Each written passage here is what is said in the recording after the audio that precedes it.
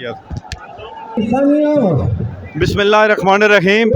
नाज़रीन, इस वक्त इस्लामाबाद टुडे के डिजिटल चैनल से मैं हूं आपका होस्ट सरदार शौकत महमूद।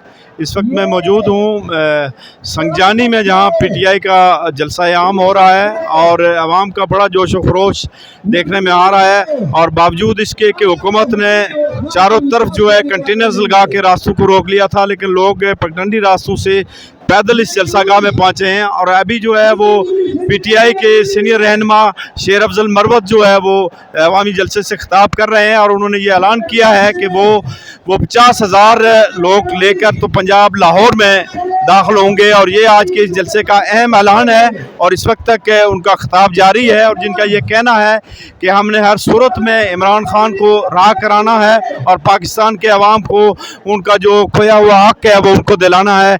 इस वक्त तक के लिए इतना ही। अपने होस्ट सरदार शौकत महमूद को दीजिए इजाज़त। अल्लाह हाफिज़।